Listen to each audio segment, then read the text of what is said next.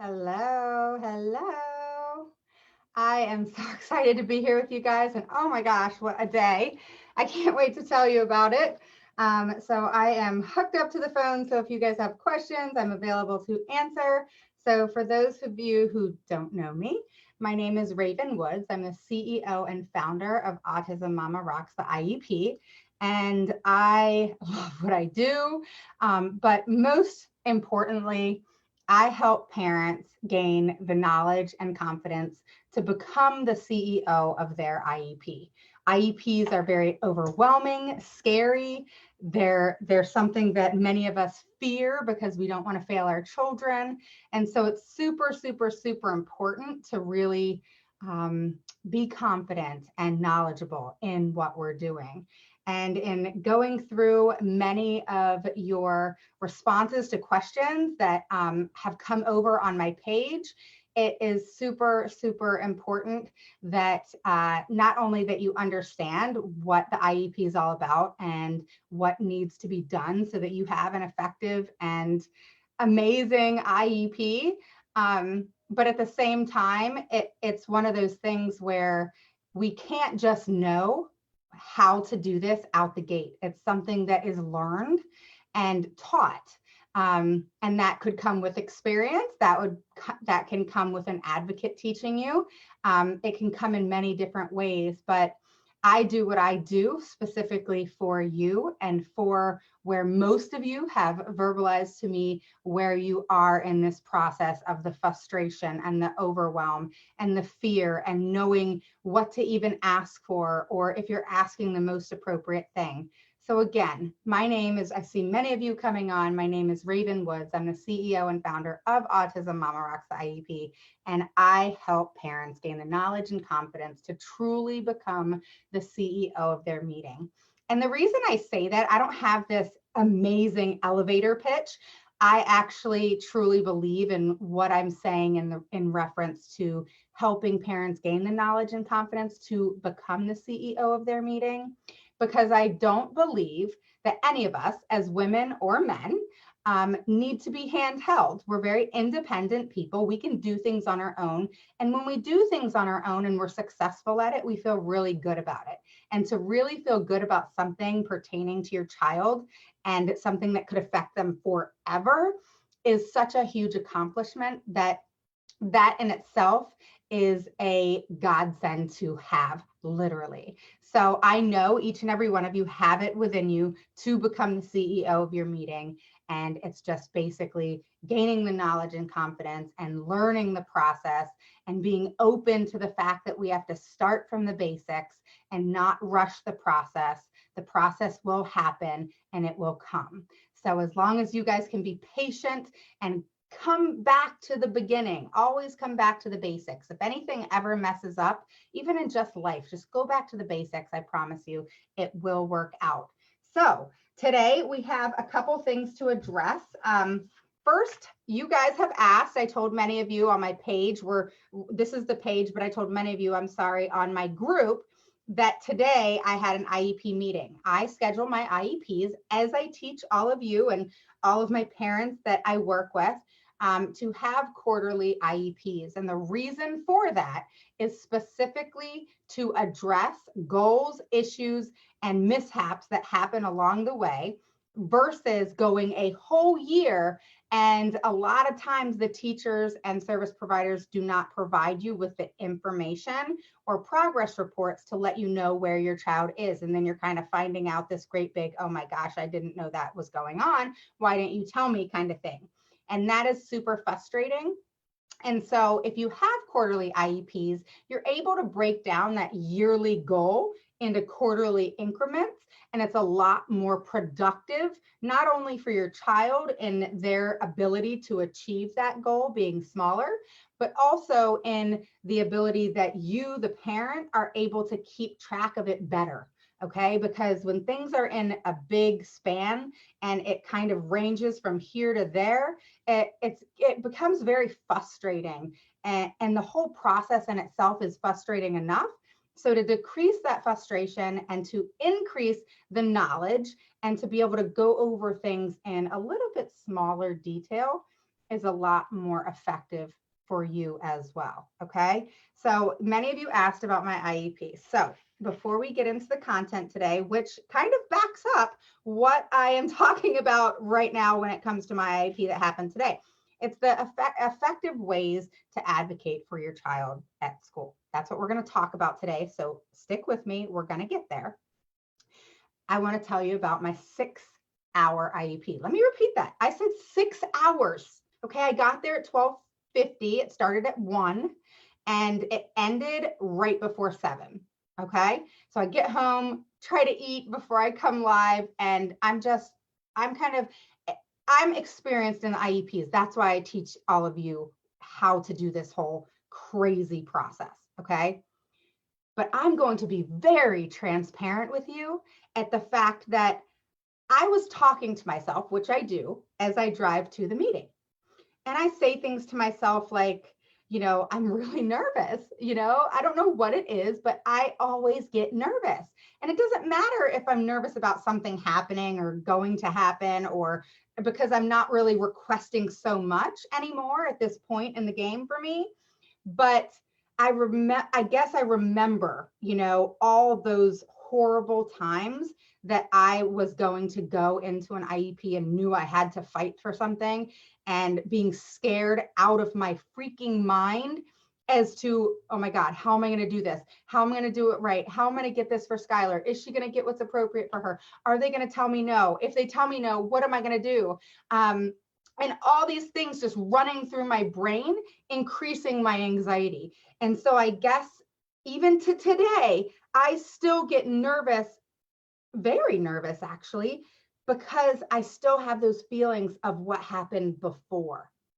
So I've been where you guys are now, of that anxiety and that crazy feeling, because even to today, I have that feeling of overwhelm and fear and worry and the intense amount of anxiety that's put on us when we're getting ready to go into an IEP. And it doesn't matter how much we may or may not have prepared, okay? And I diagnose my IEPs before I go into them.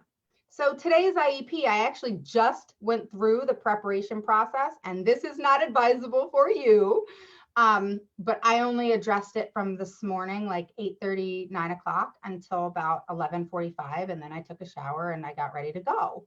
Well, in the past, as I've told you, I've taken up to 8 to 14 hours to prepare for an IEP a couple of days ahead of time, because I like to be very meticulous in my preparation and be very prepared. And I'm very, very big in how I teach you. And also I mimic what I teach. I don't just teach it and not do it myself.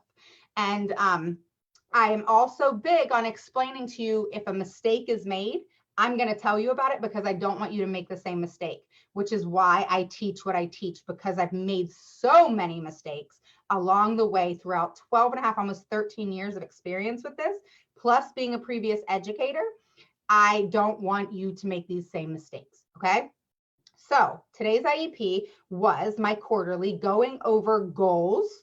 And these goals were already provided to me at the beginning of the year. Our IEP, our yearly, okay, is in August. Okay. So we have August, December, and April. Okay. And those meetings are scheduled at each meeting. So today we scheduled April. April will schedule August. Okay. And this keeps things on track. Okay. And easily followable, if that's even the proper way to say it. Who cares, right?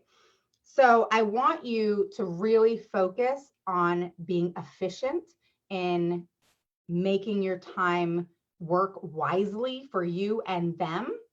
And in your proposal to them of why you want a quarterly IEP, and that you need to schedule the meetings in advance, et cetera, make it about them. Don't make it about you. Okay. That's a way to basically convince and persuade. You're doing a lot of persuasion in allowing them to accept what you are proposing. Okay. And in an IEP proposal, and being able to convince them, sell them on what you have to say and why is so crucial. So if you think about this in the way that many of you have messaged me and said, I'm not a salesperson, I don't know how to do that. It's not a conversation that we'd have with a friend or a spouse, and how we communicate and be proper and speak with respect and don't, say nasty names and stuff like that. Yeah, all that pertains to it. But that normal dialogue that we're taught from young kids, of how to talk appropriately, is not the language you speak in an IEP. It's just not. The normal, be respectful, be as kind as you can. All those things, sure, they come into play, but at the same time, the communication process that goes back and forth, the dialogue, is different. I cannot instill that in you enough, that it is completely different than your normal dialogue with another human being on the outside.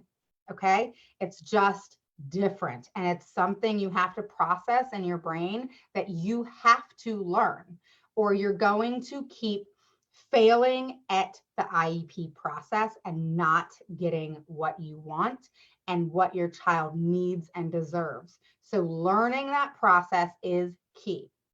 Okay. So in my IEP, we went over the goals. Okay. And I actually found that I admitted to being wrong one time, and I'm going to tell you what that is. And that's important to do in an IEP: admit when you're wrong or you misunderstood something and so forth, which is what it was. And you also want to make sure that clarity is made, okay, in all IEPs, so there's no confusion on anybody's part. And that's what happened today. Is I put an email out and I put my bullet point, which I always do. I say, here you go. This is what we're discussing today. I have that bullet point with me, and they're able to print it out, and they have it with them. So they know exactly what we're discussing at that IEP meeting.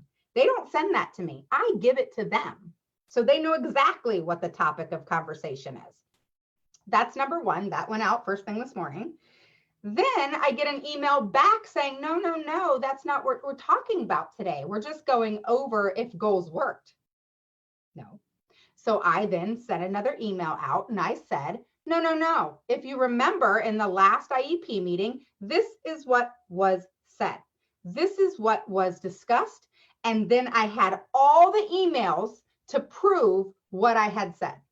So, for example, I had, we discussed in the last IEP meeting that each IEP we would go over goals and new goals would be proposed. And if goals weren't mastered, I would know why, and we could put them into the next quarter goals again to master them again, or we're going to figure out what's not working. Okay.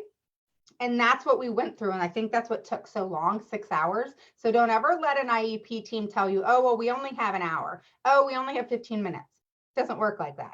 You're there until you come to a conclusion and a resolution as to what's going to transpire in that IEP, put in that IEP, and what is going to happen. A solution has to be made, and whether that be they put out a PWN and say we agree to this and we don't agree to this, that's fine, and then you can move forward in what you're going to do. But that needs to be put in place, and something has to be concluded at the end of that meeting.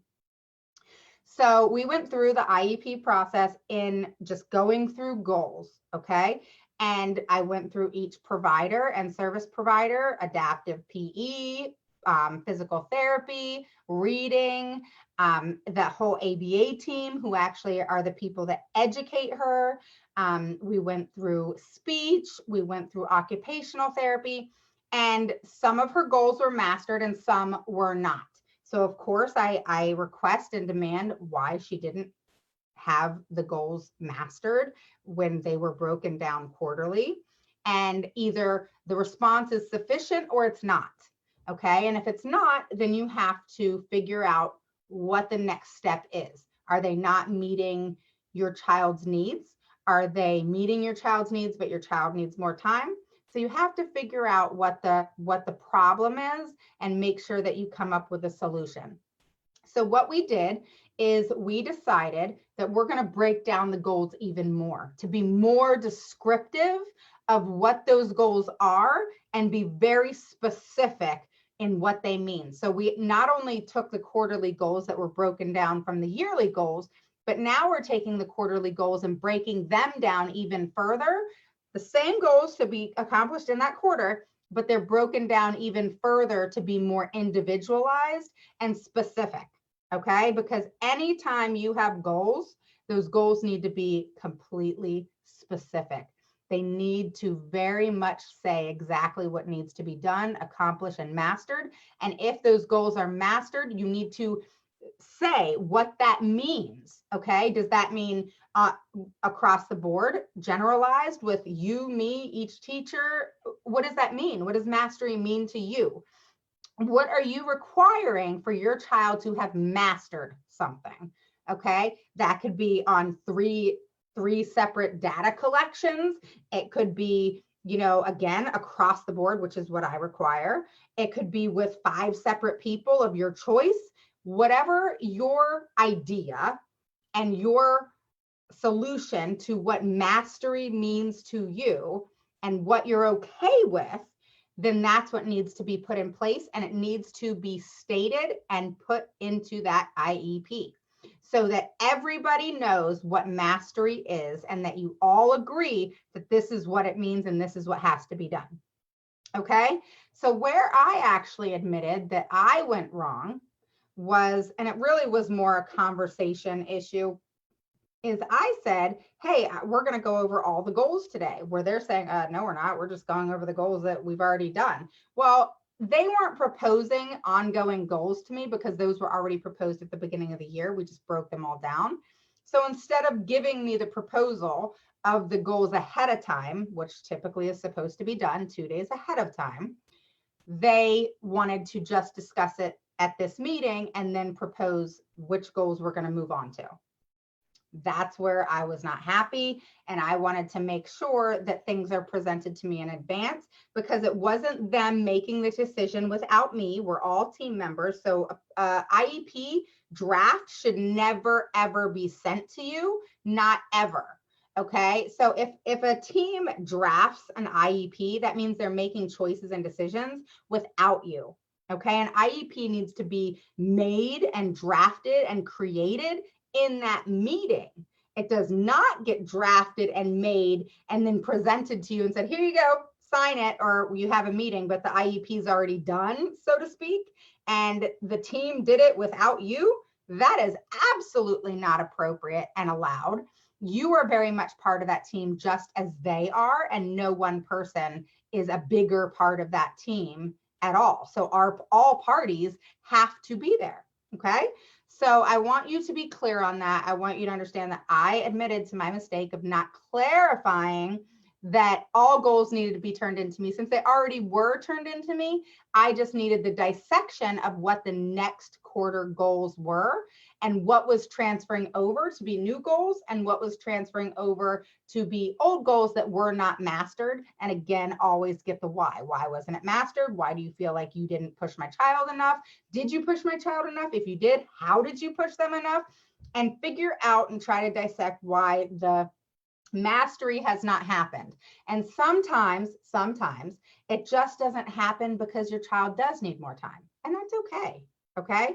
But what you want to really focus on, which is why IEPs quarterly are important, is you're able to really write down, okay, this quarter my child did not master 3 out of the 4 goals. Okay, we'll find out why, figure out what the issue is, where the hiccup is, where the problem is, let it go to the next quarter. And then if there's another issue, then that's when you need to get on top of it, okay? Because the whole point is not to have it continue until the end of the year. You need to have goals mastered. And if they're not being mastered, it means the school is not pushing your child enough to accomplish that goal. Because if they're agreeing to the goal, you're agreeing to the goal, then that goal should be mastered in a reasonable amount of time. Now, the big question is what does reasonable mean, right? That big question. Well, reasonable should mean that within 2 quarters, at most, that your child be able to meet quarterly goals, which is, again, yearly goals broken down into quarters. So if they're saying that your child can accomplish something within a year's time, they sure as heck can accomplish broken down goals into quarters. And then if you need to break those quarterly goals down even further, then do that, which is what we did today, which was great. And one thing I was open to is I have a lot on Skylar's plate because I've demanded a lot, I've required a lot of them, and I make sure they're on their toes. And it was said to me multiple times today, we like you, we understand that you're on top of your child. However, we don't want to hear from you. So their goal is to not hear from me. My goal is to make sure my child's IEP and goals are mastered, and then everybody's happy, right? So really focus on figuring out what goals are most appropriate. And if you have to break goals down even further than a quarterly type goal that would be spread out in a year's time, then do that. Just take those quarter goals and just break them down even more, okay? So instead of maybe 3 things in one goal, break it down into 1 thing each. And then you're able to dissect even further what is going on. And you're able to then, instead of that 3 thing of goals not being accomplished, then maybe 2 of them are and 1 of them wasn't. But if it's all clumped together, then it's going to say no mastery, because it doesn't matter if it's 1 or 3, all those goals are put together and bunched together. Does that make sense?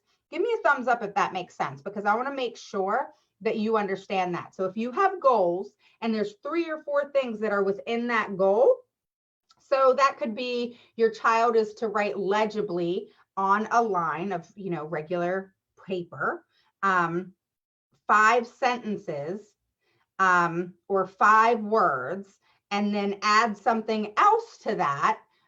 For example, with no bolds, with no accommodations, etc. That's 3 separate things within one goal.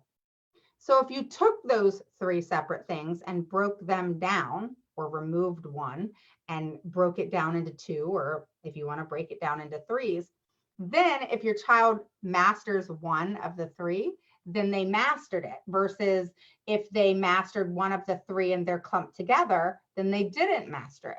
Make sense? So I just wanted you guys to know that. And I always admit in an IEP, if you're wrong or something was misunderstood or you delivered something wrong, I say, okay, I admit I should have probably said this differently. This is what I meant though, and be okay with clarifying if something didn't come out properly, or if they really did misunderstand and clarification has to be made. That's why I do talk a lot about repeating what they say.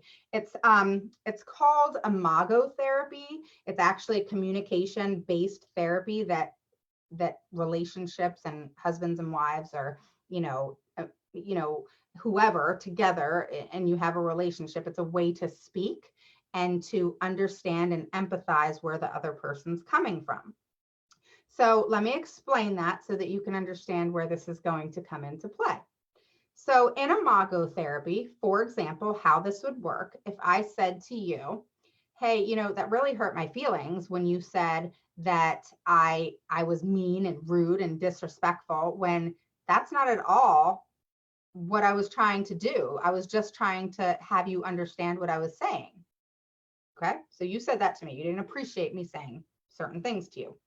So in imago therapy, in this communication process, I then would respond to who said that to me. Hey, I didn't appreciate you saying this, da da da da da, right?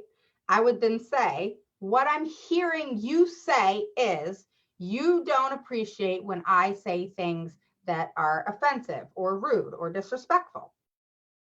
So what you're doing here is, in the IEP team, because that is a relationship, you're trying to keep the relationship not friends, but in place. Okay? So being able to do that, you have to learn to mirror that person. Does that make sense?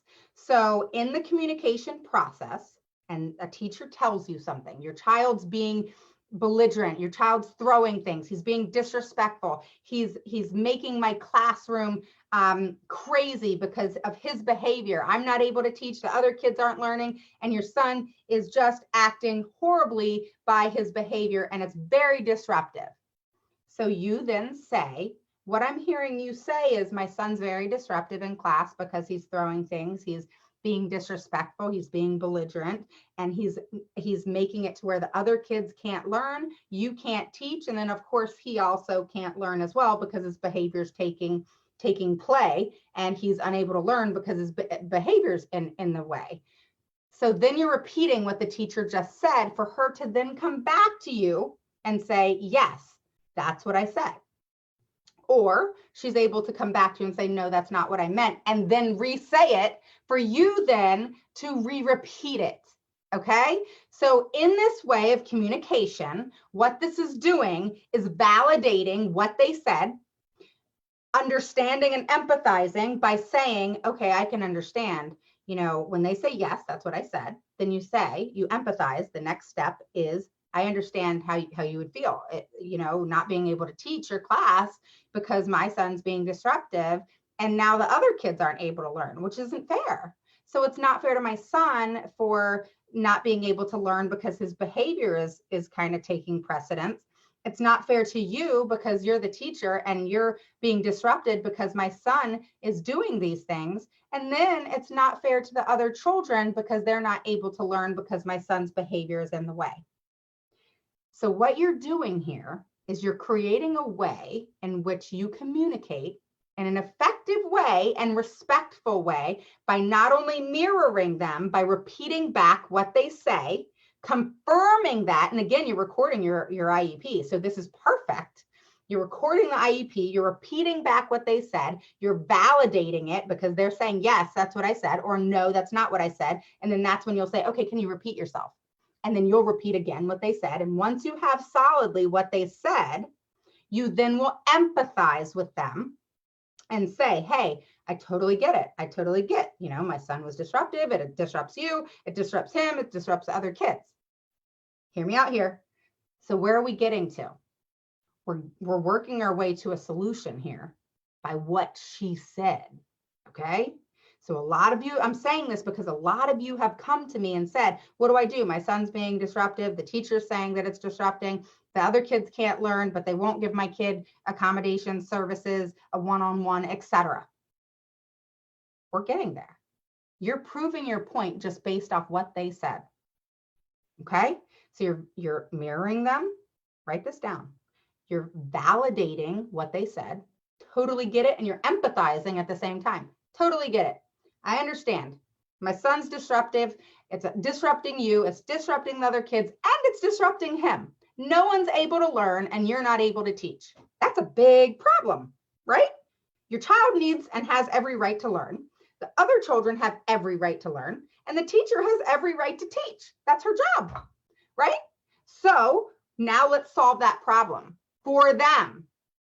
The solution is, you will then present to them, hey, if it's okay, I'm going to provide some solutions and suggestions, and you're the expert in the classroom. Let me know your thoughts on this. We don't want my son to be disruptive, and I want him to learn. That's the goal. That's why we're here, for him to learn and his needs and everything else in reference to his education be met. All his needs, all his accommodations, all the services that need to be provided him are referenced based off his impact of disability, and his behavior is part of that. It's also not fair to the other kids for them not to learn, and legally speaking, they have to learn, and my child can't affect that. And then you're unable to teach. So you already acknowledge that. I already acknowledge the fact that I completely get where you're coming from. So I would think that we need to figure out to keep him in the least restrictive environment, again, law guys, that we provide him with a one-on-one, a para-educator, so that his behavior is in check He's able to go outside of the classroom into a sensory-based room, whatever needs to happen to calm his behavior down, that someone else is in the classroom to deal with his specific behaviors so that you can teach and the other children can learn. And do you see where I'm getting? So you're mirroring somebody in a conversation, which is completely foreign to us in normal everyday life. It's very difficult to do, and it's a difficult communication process, but it has to happen. You mirror them, you confirm you understand fully what they said by repeating back what they said and asking them if that was what they said. Is that what they meant? They're then able to say yes or no. And if they didn't, of course, they repeat it and you repeat it back. The next process is empathy and empathizing with what they said, and empathizing and not taking personal that your child is acting like a crazy man or a crazy girl in the classroom. That's part of their disability. We already know that. Don't let that offend you. You can't allow emotions to get involved in an IEP because it will disrupt your decision-making process. You have to keep emotions out of every single IEP that you have and go cry later, okay?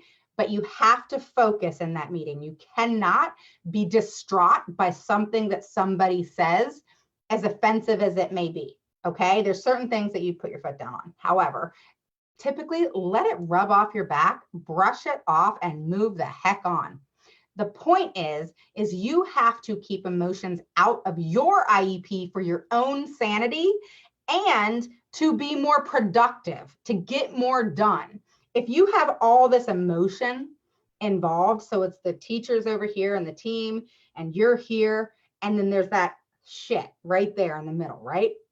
Which is the emotion and the stuff and the anxiety and everything I was talking about in reference to, okay, I'm driving to the IEP, I'm nervous, I'm worried, is this gonna work out? What's gonna happen today? How long is this meeting gonna be? Especially in my case, especially when it took 6 hours today. But you have all these things going on. So it's almost like you get to the IEP with a bunch of crap already there, right? And it's just, oh, it's doomed to fail, right? You have to keep that right when you walk in that door, you have to keep that emotion at bay. And you have to go in there with a sole focus. You have to be 150% prepared. And you have to not only be prepared with your documentation and what it is that you're going to be requesting or moving forward with, or have gone through goals and everything else that goes into it. It's like a freaking full-time job when it comes to an IEP, right? So you need to make sure that you leave your emotions at the door. You go in focused, you go in with your plan of action, and you go in with your quick wit, okay? And what I mean by that is you need to be quick on your toes and in your mouth. What comes out as quickly as possible needs to be based off what they say, and you need to be quick at your comeback in reference to solutions, okay? Your mouth and everything else, because I've heard people's IEPs that they send me and they recorded, and there's this whole thing going back and forth, back and forth, back and forth. And I'm just like, okay, come on, let's get to the point, because we talk and talk and talk and we talk in circles, because that's what a lot of people do when they get nervous. So you talk in circles and you don't get to the point until 30 minutes later. So if you go in with a bullet point, I literally put bullet points of what I need to discuss. Everything else doesn't matter. Everything that I put in a bullet point is the key things that I need to touch base on. If I miss anything, it's not going to be on that bullet point. It's going to be elsewhere. Okay? It cannot be something that I put on that bullet point that is a must to talk about. And, you have to really focus on this. Okay? You have to really try to keep emotions at bay. Okay? Do not allow anything that somebody else says affect your emotions and your focus, because that is something they will do. Okay, we've talked about gaslighting before and their ability to communicate in a way that makes you question yourself, your gut, your thought process, the things that you were going after, what you're requesting, and make you kind of think like, okay, am I asking for too much? Should I not be asking for this? Is this the most appropriate thing? Anytime you start questioning yourself, as I've told you before, know that you need to stop questioning yourself. Typically, if you feel something in your gut and you have thought it and you thought it and you thought it, and then all of a sudden you go into an IEP and then you start questioning it, know right away to write that off your list of questions for yourself. That is wrong. That's really not how you feel. So you need to kind of cross it off your list and say, okay, whoa. I need to take a breath for a second. And then you need to figure out who in that room is gaslighting you, who's making you second guess yourself. And you need to put a stop to it. I've told you many times to be very direct and to the point with anybody that is either bullying you, intimidating you, gaslighting you, and so forth. You need to be very clear that you've caught on and they're no longer going to do that again, right? We've talked about that before. So just make sure that you are keeping your emotions at bay, okay? If you have any questions in reference to that, let me know, but I want you to keep your emotions at bay and I want you to keep them focused and I want you to keep your thought process focused and I want you to go in there with bullet points and knowing what you're going to say, what your purpose is, and any type of documentation and backup of what it is you need based off of what you're asking and requests or changes and so forth, okay? So one thing that I did today before I get into this 10 things, I see y'all's questions. I promise I'll get to them, okay? One thing I want to discuss with you that I did today was, as some of you may know, I've had some issues with reading. It is being rectified. It is being corrected. It is being addressed. And we talked about that in detail today. But I am big on the school system taking accountability for their actions that they do that is inappropriate and not okay. You know, whether they went against the IEP, you always want to make a complaint and hold them accountable, but you also want to have a discussion with them in a way that they understand that you expect them to be accountable for it and you expect them to rectify it. And as long as the school system rectifies their wrongdoing and the behavior and it doesn't continue over and over, then that can come and work out to a decent relationship, okay? But at the same time, just because that may be in progress doesn't mean you get lax on allowing noncompliance to happen. Don't ever allow that. Always make a report to let them know that I want this relationship, but I will be making documentation, putting it in writing, making a complaint anytime noncompliance is had, because that's not appropriate. It's not something that should be done. And it's something they should be on top of no matter what.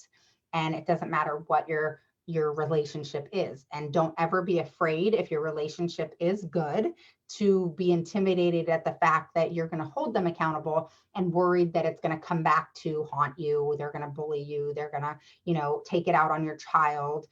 Don't even worry about that. It's very, very rare that school systems actually take it out on the child. Now, they may be nasty to you, but do you really care? Do you really care if they're nasty to you, or do you just care that your child gets what's needed and deserved and most appropriate?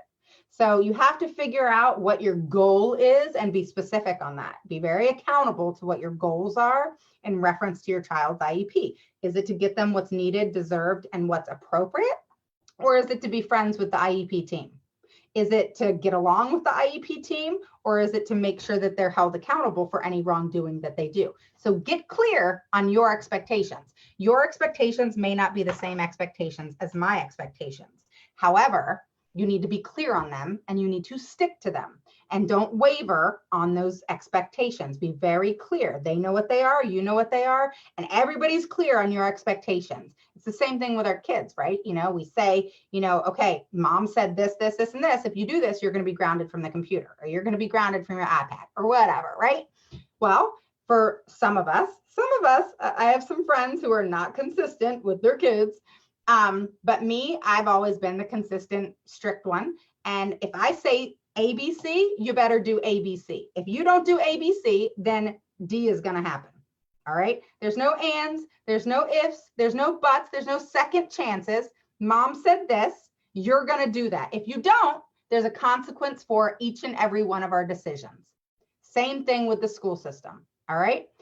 And with kids, if you're lax, then they're going to take advantage of that. any smart child will.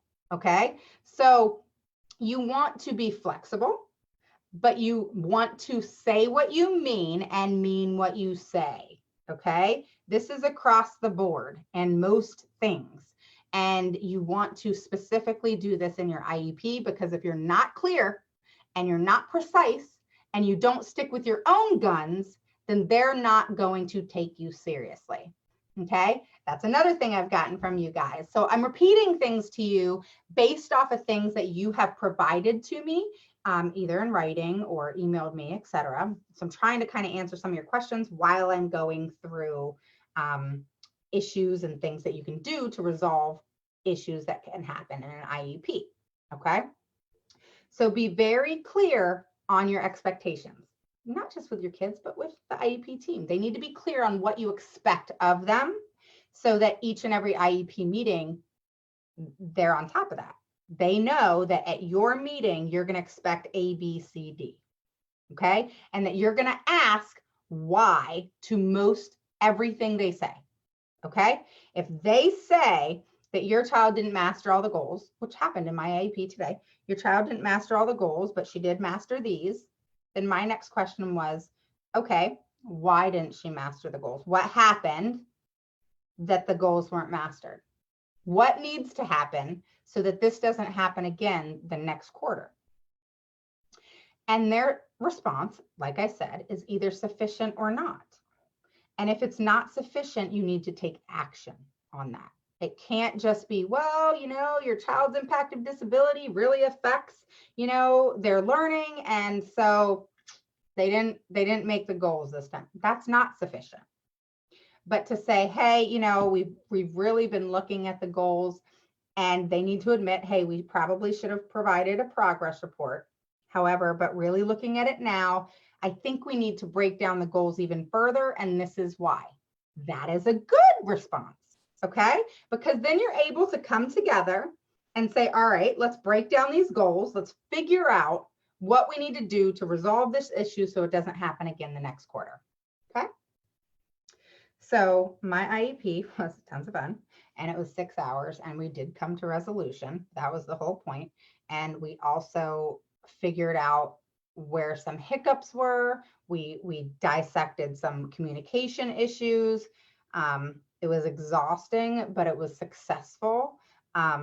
Again, I've told you guys, I'm not requesting things anymore. My daughter has enough speech, OT, one-on-one. She has all that. So those aren't things that where in your place, that's kind of where you're at. So in mine that are still long and crazy, is more addressing goals and what's appropriate in those goals, how we dissect them, if she's mastered, if she hasn't. We had to actually come to an agreement on what my expectation was. That was asked of me today of Raven, what is your expectation and what does it look like for you for Skylar to have mastered something? So I had to be detailed and descriptive of what my expectation was on mastery. Okay. And sometimes these types of discussions have to be had.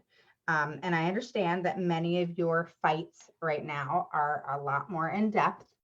They're more for getting to the point of where I'm at, of getting the services, getting the accommodations, getting the one-on-ones if that's needed and appropriate, and figuring out what accommodations, services, and supports are going to benefit your child so that they can continue to have academic success, not regress, and keep pushing forward.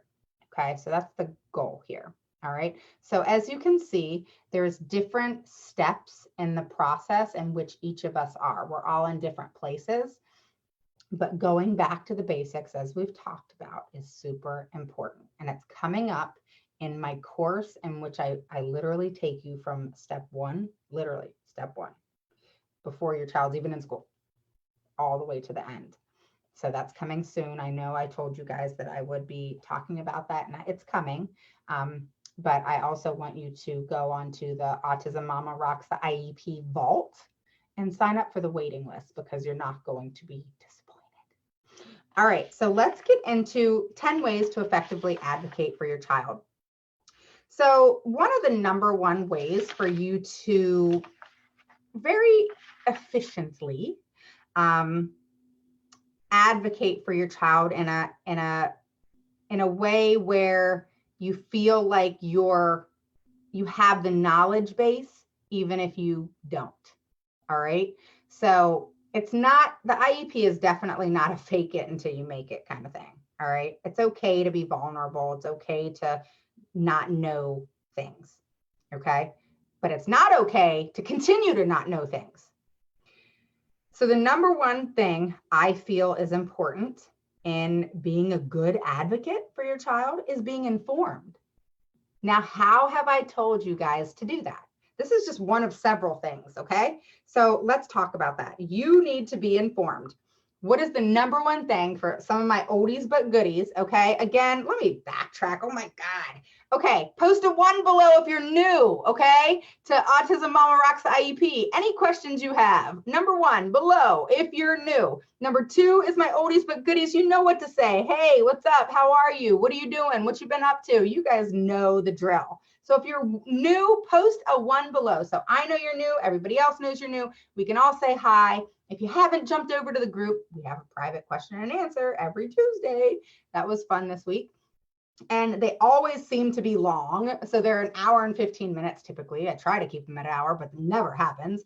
So if you haven't joined the group, go over there and join the group. Okay, let's keep going.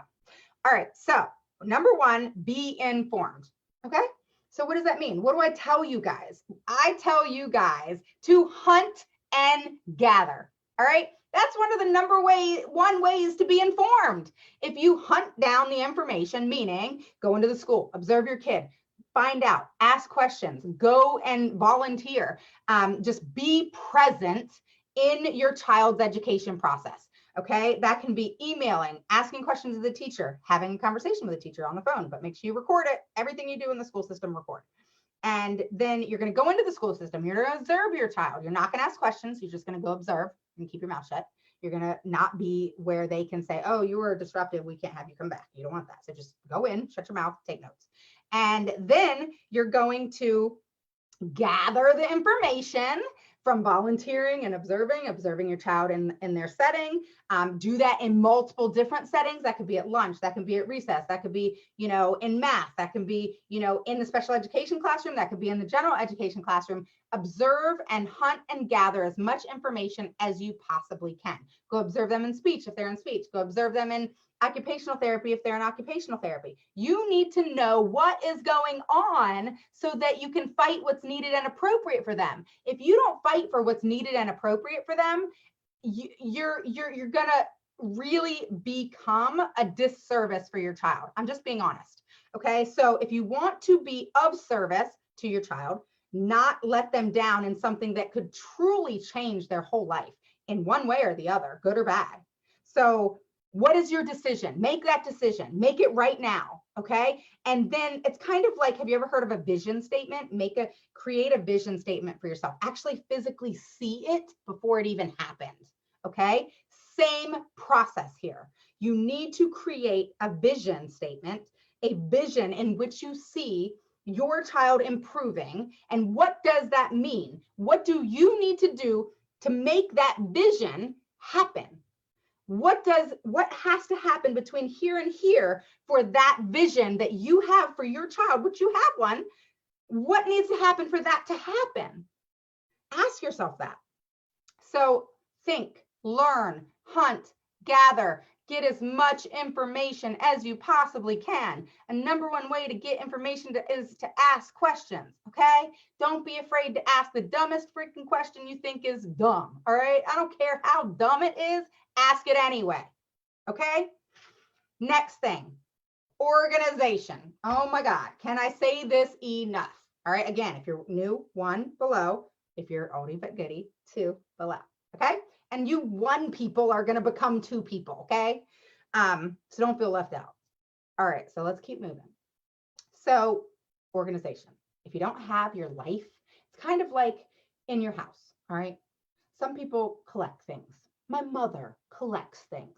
So mom, if you're on here and you're watching me, I'm sorry. All right. I'm going to tell them about you. And she watches me a lot, y'all. So it's fine. So my mom collects a lot of stuff. My mom's husband, my stepdad, hates it. All right. He's like, get rid of this stuff. All right. So my mom's finally getting the drift. But she would collect things all the time. I mean, her house wasn't dirty ever. I never grew up in a dirty house, but we always had stuff, you know? And when you have stuff, it becomes stuff, you know, like just part of your life. And when your life is kind of stuffed with stuff, physical or emotional, there's something missing. All right. And the same thing with organization. It's kind of like, have you seen on like the Today Show, someone came in and decluttered someone's closet and all of a sudden they felt lighter? Same thought process. So if you do what I've taught you, I'm telling you, I don't know everything, but I do know a lot. And I will say, get 3-ring binders, okay? And one 3-ring binder, I'm again going to show you guys how I organize. I've done it before. There's a video on it. But literally, in one 3-ring binder, you know, the big thick ones you can get at Costco, those huge circled ones, get those, not those little tiny things. You're going to go through that within a day, all right? So you want to get those great big huge 3-ring binders. And what you want to do is you want to print out, just put it bold in Microsoft Word or Google Docs or whatever. And you want to say, okay, current IEP and then the past 2 years IEPs and evaluations, just hypothetically. That's in that binder. Okay, next binder. The next binder has evaluations, IEEs, etc. All right. The next one has all kinds of legal documentation of what needs to happen, if any type of, you know, whether it be a, you know, paperwork on complaints, whether it be due process paperwork, whatever it may be. Yes. So Nancy says yes for the binders. Yeah, absolutely. And then get dividers. All right. Remember back in high school? I don't know how old you are. I am. I'm going to not tell you my age. Okay, I'm going to tell you my age. I'm 42. And I got a 23-year-old. I have a 19-year-old. One's a teacher. One's in the Coast Guard. And then I have Skylar. She's 14. All right. So with that said, yes, I'm old, but I used dividers in high school. I thought they were the coolest things. And, you know, you put the little things in there and you label it of what you're dividing up. So then you're dividing. Okay, this is my current IEP. This is my 2017 IEP, 18, 19, whatever it is. All right. So then when you're in the IEP meeting, you can flip exactly to what you need to get to, whether that be a goal, whether that be an evaluation, whether that be an IEP, whatever. And then take sticky notes. I got sticky notes everywhere. I got sticky notes everywhere, and I have highlighters everywhere. Why? Because I highlight the hell out of all my paperwork. And then I take these sticky notes, and even like the tiny ones, you know, that are like the long, I'll take those and I'll bullet point certain areas within the IEP or an evaluation or an IEE or whatever's important. And then I know at that IEP, okay, I need to flip to this page because there's a reason. I'll even color code it. So whatever works for you, you need to get organized. I know you get my drift here, right? All right, so let's move on. Build relationships. All right, so that's a hard one for me. I shouldn't say that loudly because it's actually really difficult. Okay, so I am, and I will say this to you probably 100 times more. I am very outspoken. I am very to the point, no BS. And I definitely have a very assertive personality. Okay. I'm not the friend that people come to when they need a shoulder to cry on. That doesn't mean I'm not empathetic. I totally am. But I'm the friend that people go to if they want something resolved. All right. Okay. So my daughter, though, who's a teacher, which is typical if you know anything about colored personalities, teachers are yellows, and I'm a teacher, but I don't have a yellow personality. So they're more empathetic and loving, and you're going to cry on their shoulder, and they're going to be so understanding, and you're going to feel like you're just the most wonderful thing in the world because you did nothing wrong, and you're just going to be able to cry and pour your heart out, and they just sit there and listen, right? Not anybody that knows me and I'm going to be transparent with you, comes to me for a shoulder to cry on. I'm the solution person. I'm the person that people come to when they need a resolution, solution. What do I need to do? Just tell me. And they do it. Okay. I'm that probably the last person people go to because they need to get that boohooing done. I'm the person people come to when they're like, all right, just tell me what to do because it's not working for me. The crying didn't work. The empathy didn't work. This isn't working. What the heck do I need to do to get this moving forward? I'm the same way in emergencies. You know, if a child stops, just recently I had to do the Heimlich maneuver on a child in Starbucks. And the parents were freaking out, screaming, yelling, crying. Oh my God, help me, call 911. Oh my God, the kid's sitting there choking to death and the parents are standing there doing nothing. I think I told some of you guys on my group this story. So I go over there, I grab this kid and I'm doing the Heimlich maneuver and I'm banging their back because it was a baby. So there's certain ways that you have to do babies versus, you know, an adult. And I'm sitting there freaking out because the parents are sitting there screaming. The child finally coughs up what they were choking on. And it's this big to do. And the parents are sitting there screaming and crying and had no clue what to do in this process. So what I'm saying, what I'm getting at here is the fact that you have to be proactive to have tough skin in your IEP meeting. So I'm not saying because I have an assertive personality that that's why my IEP meetings work. No. That's not what I'm saying at all. This was a whole learning curve for me. What I'm saying is you have to have an assertive personality and have tough skin in your IEP to have things effectively happen, because emotions cannot be part of this process because they will hold you back. Okay, they will cause you to have deflection. They will cause you to have issues. They will cause you to think in different ways that you shouldn't be thinking at that point in time, because that shouldn't be your focus. And it just causes a lot of discord and issues that you don't really need in your IEP, and more issues that happen because you didn't resolve what you needed to resolve and get your kid what they needed. And it just becomes this ongoing thing. So the fourth thing I need you to do, which I've said already in my whole talk about, you know, my IEP and so forth, is to ask questions. All right. So I don't know if you guys are writing these down. Please ask questions. Ask questions off of every question. Okay. If they say something to you, ask a question. If they ask you a question, answer with a question. Yeah. Don't answer the question in a response. Answer the question with another question. Why, do you say? Because you're gathering more information. So you're responding, but you're responding with a question based off their question. So they have to then talk again, which is you gathering more information. All right. So let's move on. And we talked about this already. Stay calm, cool, collected, chill, relaxed. Be nervous as all you want on the inside. Don't show it, okay? They will take advantage of your vulnerability and your non-ability to step back and be who you need to be, the CEO of your meeting. Think about the definition of a CEO. All right. Do you see CEOs? Look at Warren Buffett. Okay. Do you see CEOs showing that they're nervous? Do you see them showing that they're not confident in what they're discussing? Do you see CEOs question their ability to deliver information in the most productive and effective way? Do you see CEOs actually show what they may think and feel on the inside at that time, at that moment? Do CEOs do the things that you may be doing in your IEP and change that? Think about that. Okay, so let me rephrase that.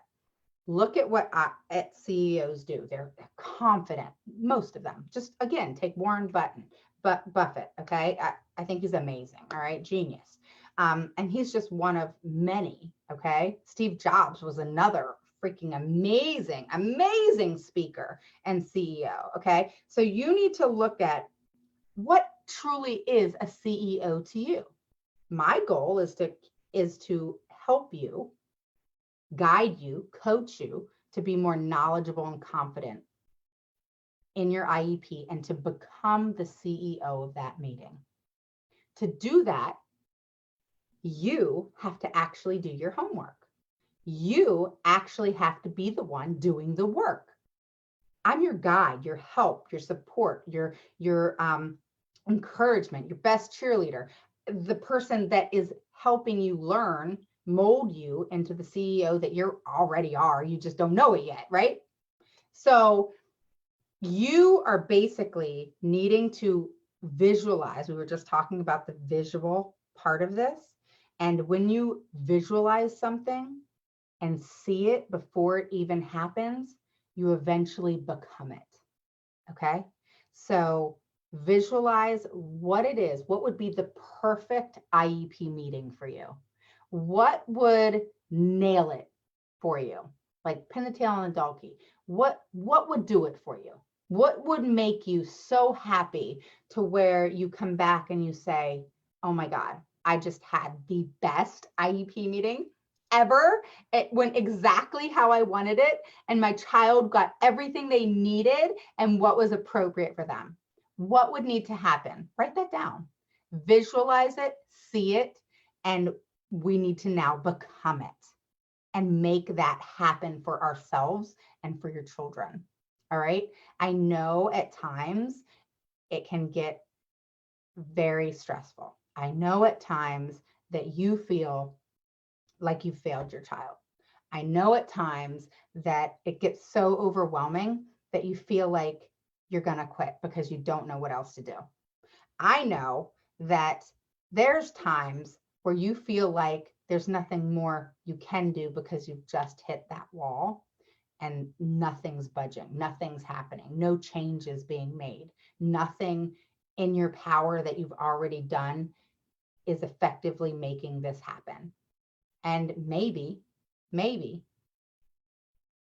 you feel like even I couldn't help you, or another really good advocate couldn't help you, or you're just feeling like at a loss, like I can't do this anymore. I just don't have it in me. I have other children to worry about.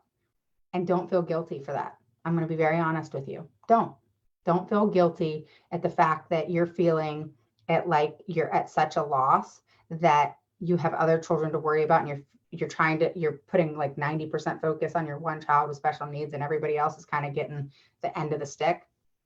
I felt that way. I have two other children. Skylar got all my attention and love and care and everything else. And I actually heard it from my other kids later. Mom, you didn't pay attention to us. Mom, you were just worried about Skylar. Mom, you just worried about everything that pertained to her. You missed my football game because you were at the IEP meeting. You know, I got that.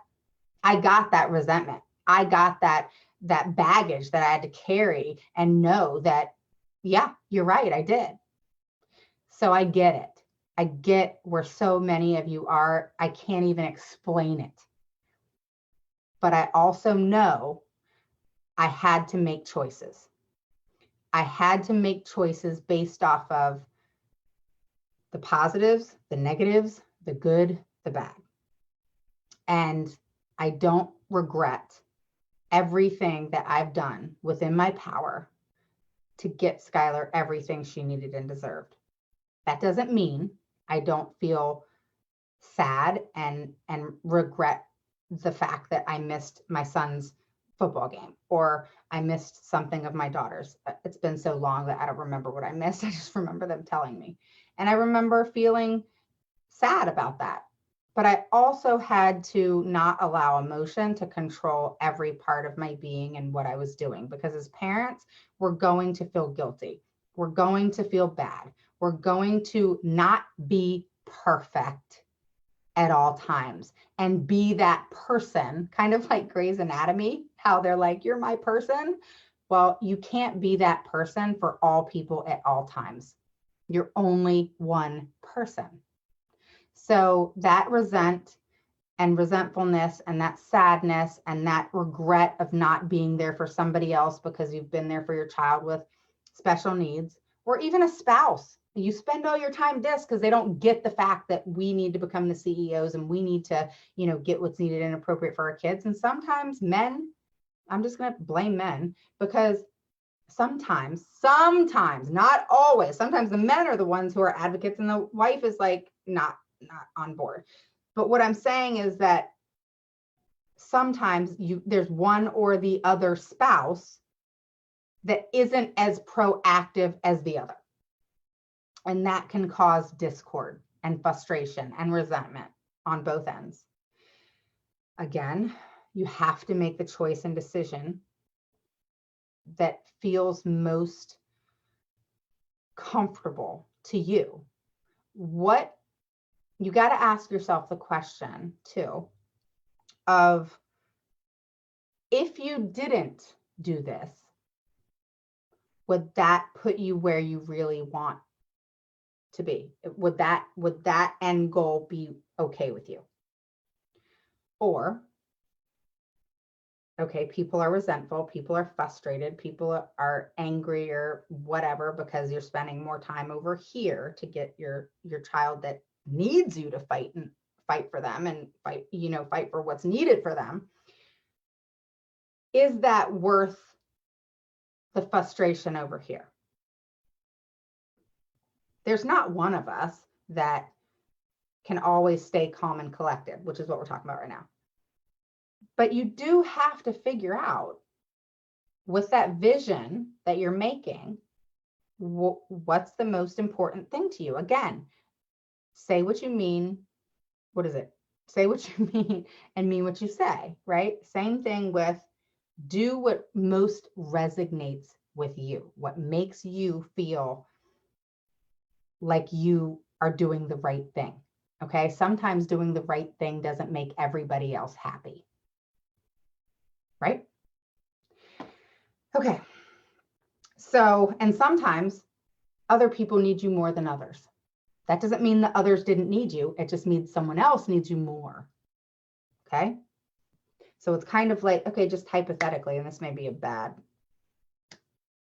example, but say you have a parent that has cancer and they need you, but you have 3 kids at home and a husband, and they're all resentful because you're off helping your parent that is sick, right?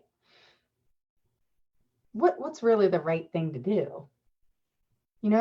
So that's the decision you have to make. I can't make that for you. You got to make that decision. And then you need to set boundaries. Okay, because to stay calm and collected, there has to be boundaries made. There has to be things set in place, and there has to be understanding of what you're doing and why on the other people's part. So even if they're still frustrated and angry that you're spending more time over here, there's still an understanding of why you're doing what you're doing. That'll keep you more calm and collected than anything else. Okay. So the next part of being an advocate for your child that you have to keep in mind, I'm going to get through these and then we're going to end this for tonight. We've kind of gone above and beyond, is I want you to remember that you are one of the most important people at that meeting and part of that team. All right. So there's no one person that's any more important than the other. However, you're the only person that is the expert on your child. That actually came up in my IEP today. They actually wanted to say they are experts of your child. No, they're not. They're experts in their own, where they specialize. For example, OT is she's a specialist and an expert in occupational therapy. Speech therapist is a specialist and expert in speech therapy and speech pathology. Okay. They're not, just because they work with my child does not make them experts in my child. Absolutely not. So that was clarified, very clarified actually. And you need to make sure that that's clarified as well, and make sure that you understand that you're one of the most important people at that meeting and part of that team. And every person that is part of the team is part of the decision-making process. The next is actually a very important one, which is knowing your child's rights. Do you know your child's rights? Do you know what faith means? Do you know what idea means? I know most of you have a lot of trouble with that. I mean, that's what I get many times in emails from you guys. And don't be afraid to go on my educational vault on my website at autismmammarocksiep.com and grab your 5 laws.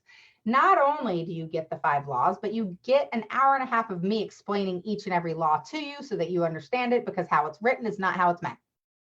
Important. They're the top 5 laws that you need to know so that you can then implement what they mean and what's most appropriate in your IEPs. They're the top 5 things that come up in every single IEP so that you can most effectively fight for your child and it be based off law. So there's no argument on their part. If you know these 5 laws, you're golden. Golden. All right. So let's move on. The other thing you need to understand is your child's rights as well to accommodations and services and modifications and everything else. Okay. One-on-ones, para-educators, and so forth. Okay. This is all part of their rights. And one thing, you know, I had several discovery calls. Many of you have made free discovery calls with me at 15 minutes. You can go on my website and make those. And one of the key things that you guys told me was that you had requested a one-on-one. One of the people that I spoke with said she had requested a one-on-one, and the school system actually told her, we don't do that. We don't do this in our school system. That's not something that we do. We don't provide one-on-ones. You can call them whatever you want. One-on-one, attendant, para-educator, I don't care what you call it, same thing. So that school system actually said to her, we don't provide that. That's not in our policy. So that parent thought that she was on the right road because she said, well, I thought that you have to provide that. And, you know, she was questioning it, but she wasn't confident in what she was saying. Okay. She questioned herself based off what they were saying, thinking, oh, well, maybe it's a policy. Maybe the law is the law, but the school system's policy is different. It doesn't work like that. Okay. So you've got to know your rights and your child's rights. And if you don't, that's going to be a huge problem across the board. Okay. And there's certain laws that you need to know and understand fully. Okay. The 5 laws that I have on my website in the educational vault are the 5 top laws you need to know. Not only do I go through it with you in a video of how to understand them, how to process them, and then I tell you how to use them in your IEP and implement it right now. So go check those out if you're interested. But either way, know your child's rights. So the next thing is to be an advocate. We're talking about, so anybody hopping on, we're talking about how to be an effective advocate for your child. The next thing is learning the lingo. So I've talked about this so many times and I laugh because it is funny in the fact that it's foreign. It's like a foreign language that you have to learn.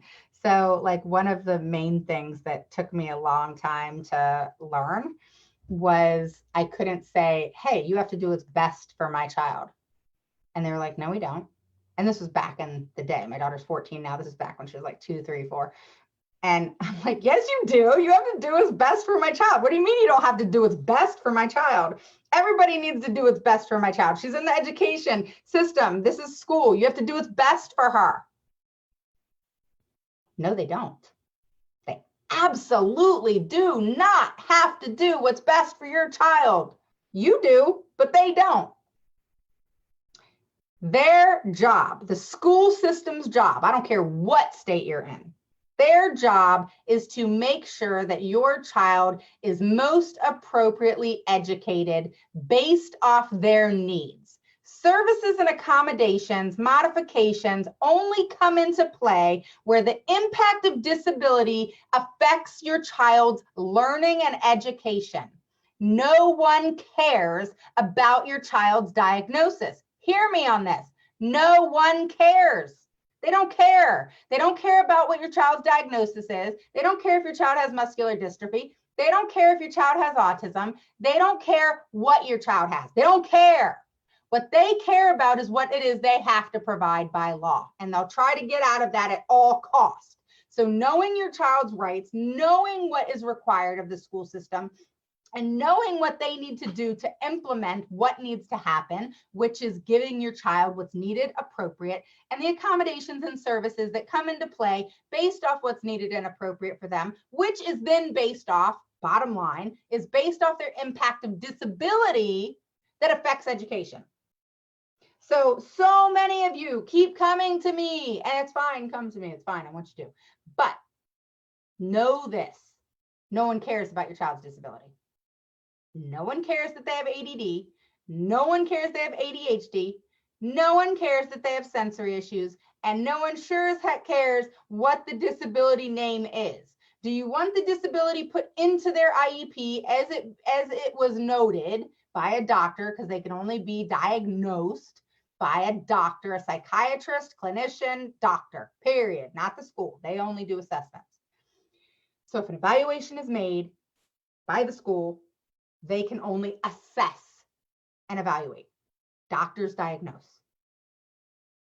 You have to understand the school system only has to do what's needed and appropriate for your child based off their impact of disability in the educational system. You got to understand that. Don't be so hell-bent that this is my child's diagnosis. They won't put that in my IEP. They're not agreeing to what my child's diagnosis is. They're saying that my child's diagnosis isn't shown in the school, that they're not acting like they have autism, which is what the doctor diagnosed them as, in the school. That's where your rights come into play. Okay? So you need to find out, because really, if autism isn't affecting them in school, and what they're saying, if they're saying, hey, well, if your child has autism, that's fine, but it's not affecting them in school, their grades are great, then your job is to hunt and gather. Go back to the basics. All right? Don't just say they're not doing this, they're not doing this, they're not doing this, they're not doing this. Well, you change that. You have to make it change. You have to be proactive in what you do to then go hunt and gather that information, to bring it back to them, to show them the impact of disability is affecting their education.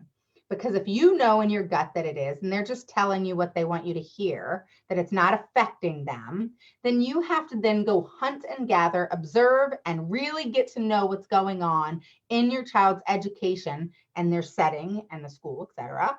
And you have to then be the investigator to find out what's going on, to then go present your case that you investigated, you hunt and gathered, to then present your case at the IEP, just like an attorney. Okay, I tell you guys, your attorneys become the CEO, the attorney, you're that whole kit and caboodle of people. Okay, you have to be an attorney, you have to be a parent, you have to be an advocate, you have to be the CEO, you have to know your rights, know your child's rights. Should I go on? I mean, the IEP is easy, right? So you have to know the lingo, you have to know your child, you have to know how to speak their language, you have to know that they don't have to do what's best for your child. I always tell people that I work with, all right, think in your head, all right, this is what's best for my child. All right, A, B, and C. My child has to get A, B, and C to have what is best for them.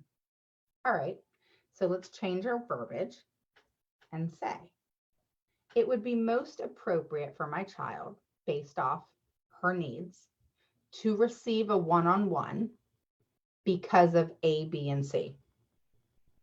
So instead of saying it would be best for my child to receive a one-on-one because of A, B, and C, change it and say it would be most appropriate for my child, based off her needs, to have A, B, and C. So you have to take this verbiage and change it into this verbiage, even though this verbiage means this verbiage. Does that make sense? I know it's all crazy and I understand. I understand. I'm more confused than you are. Just kidding. It's crazy. I get it. I do. All right, so let's move on. This kind of leads us into the next part of being an advocate, and then we're done. We're wrapping up for the night. Have a good night. Go to sleep. Be exhausted, whatever. At least you learned. Hopefully you wrote these things down. I can write them down in a doc, but I have to put all my docs in the group. So if you're not part of the group, go join the group. Every Tuesdays we do a question and answer, and I answer it live. So let me take a sip of my tea. I got this tea at Costco. It's turmeric and ginger. You get a huge thing of it for $4.98, like 5 boxes, which is like the cost of 1 box at the grocery store. And it's ginger and turmeric. And it, believe it or not, it's really good. Like, it sounded gross, but super good, super good. And with this part of the year coming, I mean, it's, you know, it's one of those things where to keep you healthy. All right, so let's move on to the last thing. So the last thing leads us to the end, which everything kind of flowed together, if you noticed. It just, all right. So we just talked about, you know, your child's rights. We talked about learning the lingo and understanding the difference between you as the parent wanting what's best and then just changing what's best to needed and appropriate. And then the last thing is to effectively and regularly communicate. Okay. So you want to make sure that you know how to communicate, not just often, but in the most effective way.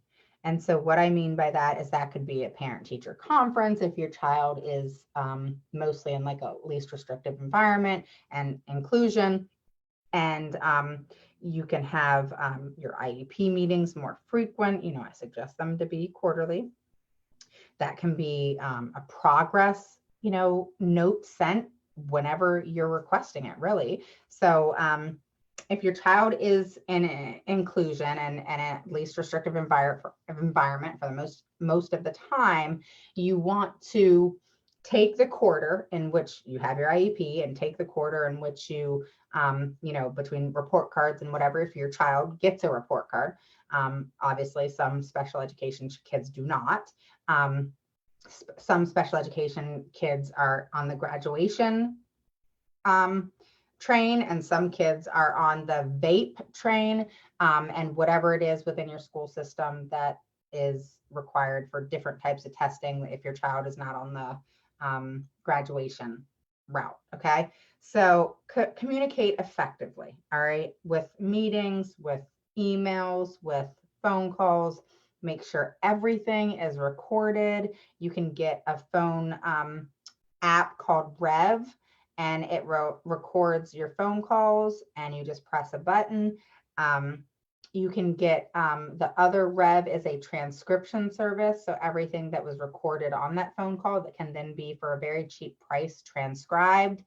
And then you can also obviously record your meetings with a recorder. But I am very big on any type of communication being recorded.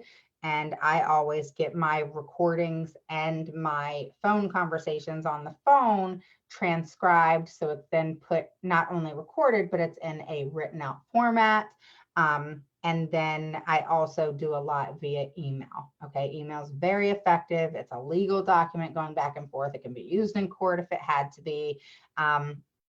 As can recordings. Now you want to look at your state's laws. Most states, though, do state that at least one of the two parties need to know. You are that one party, okay? So if your state says one party needs to be aware that you are recording, you are that one party.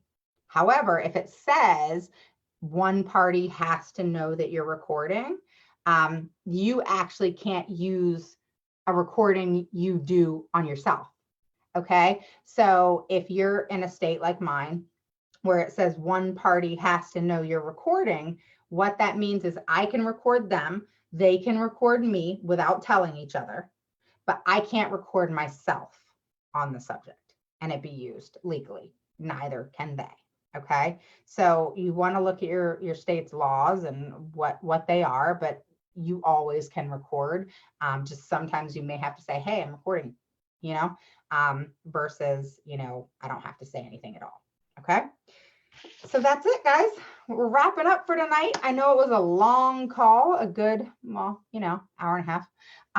But we covered a lot. We did, we went through my IEP. We went through some of the kind of hiccups I had. We went through, how to really discuss goals and communicate effectively. We went through, how to really advocate for your child in kind of a step process. This wasn't a beginning to end. This was just key things that you need to learn and know and do to become a better advocate for your child. It wasn't the step-by-step process and, my whole enchilada that I offer, but it was you understanding the basics of how to properly advocate, the things you needed to know and why they're important. Okay. I'm big on not just teaching you what you need to do, but I'm big on teaching you what you need to do and why. So, I may talk a lot, I may repeat a lot, but there's a reason for that. Okay. Because we process things all differently. All right. So you may process things quicker than I do and so forth. So when we're learning this very crazy, intense, stressful subject that has such an important ending, which or can be the most important result, which is our children and our children's education and them getting the services, accommodations, and modifications that they truly need to be successful. Well, I'm going to repeat myself. I'm going to explain it further. I'm going to be detailed and I'm going to explain why. Okay. So everything about what I do is to help you fully understand the process, and it's not an easy one. So with that said, you got this. You're gonna get this. Don't be down on yourself. Don't give up. Your children need you, and you are already the CEO, and you just have to come into that position. You already are that person. You just gotta evolve and develop and be, and envision the fact that you are that CEO. And again, we described that. You're confident. You don't show emotion. If you're scared, nobody knows it. You know how to productively get out what is needed. You're very efficient in what you're requesting. You're very precise. You're clear on your actions. You're clear on your requests. You're very open to change and open to feedback, because CEOs don't just preach, they listen, observe, and are open to change. And you need to be that person. You need to evolve and develop into the CEO. And with that said, know that you're that person, have confidence in yourself, and we will get there together. The group, I will say, I cannot rave about enough. Okay, it's Autism Mama Rocks IEP group here on Facebook. And it's a very supportive group of women, and there's some men, which is awesome. And there's questions and answers, and I don't have to answer all the questions because other parents and parents and grandparents and everybody else help each other. And I say this not because you have to be on the group. I say this because it's nice to be able to work as a team and to be in this together. Okay. I may be educating you and teaching you and guiding you in this crazy process. But the key here is to support each other in the process and to be there for each other and to encourage each other when we're down, which we all go there, right?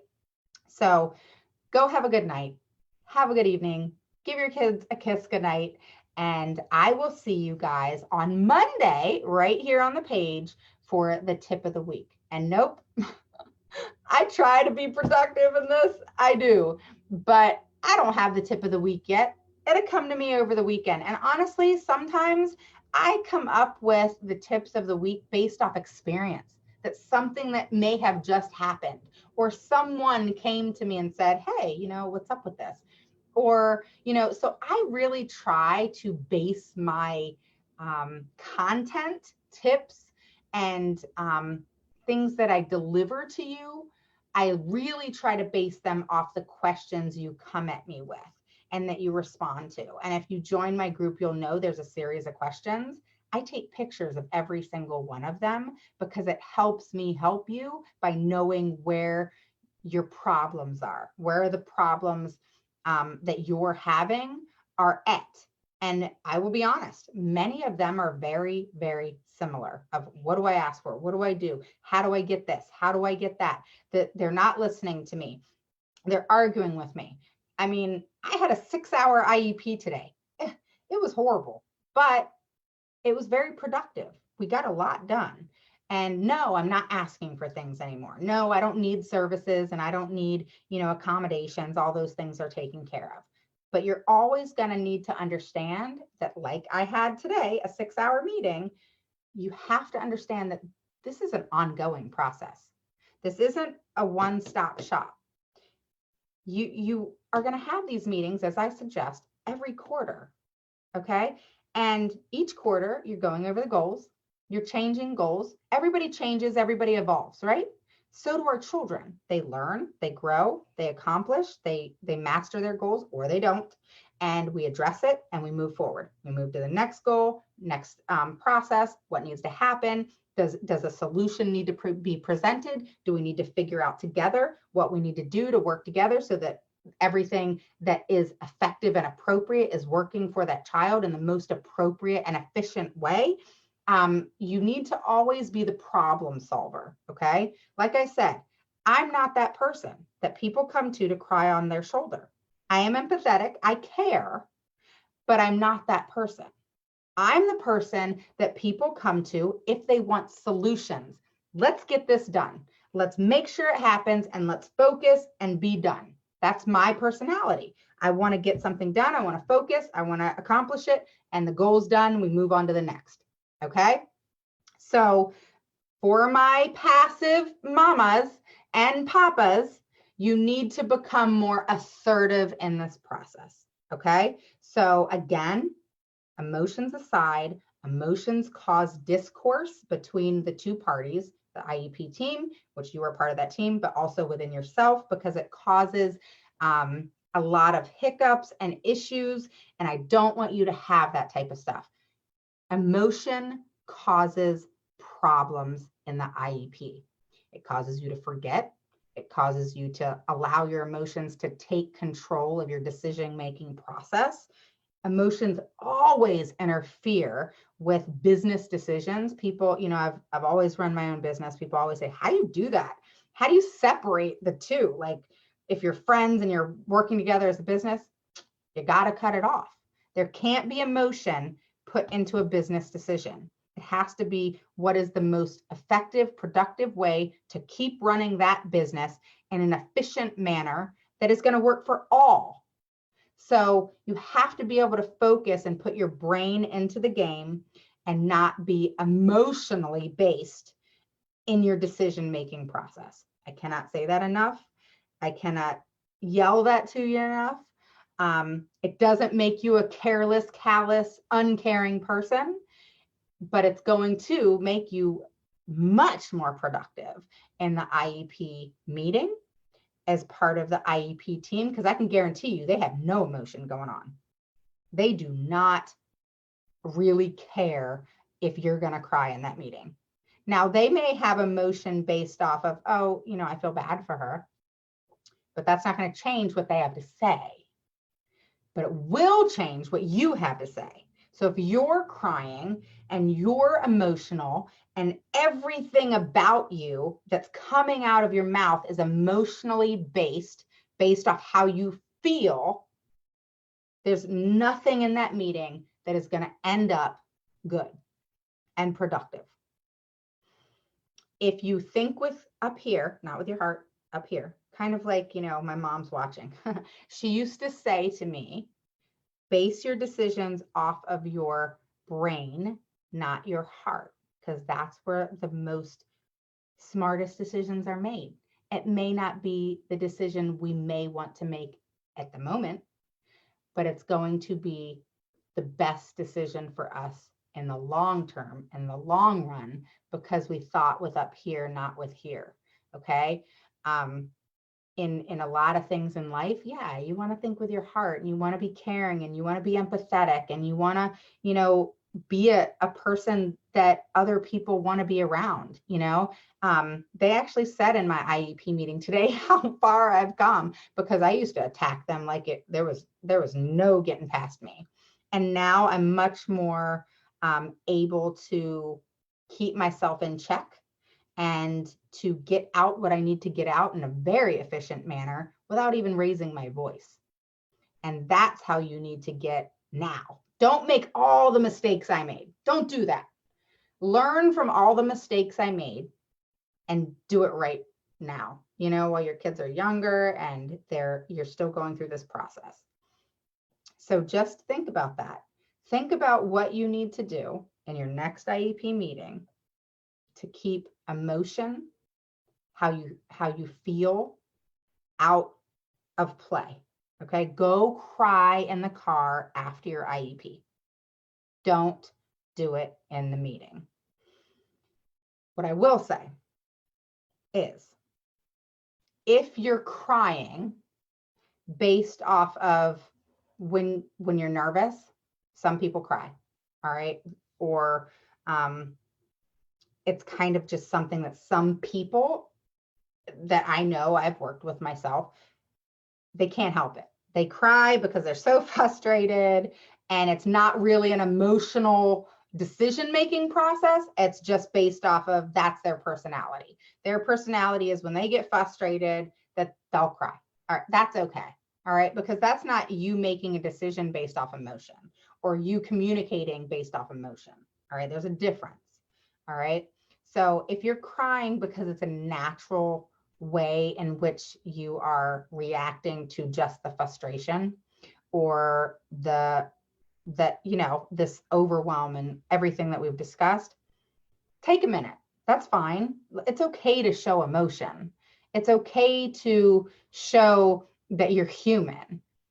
What it's not okay is to show that your emotion can be controlled because you're vulnerable, and then is then controlled by them. They're able to take that and use it to their advantage. And because you're so emotional, you then make poor decisions.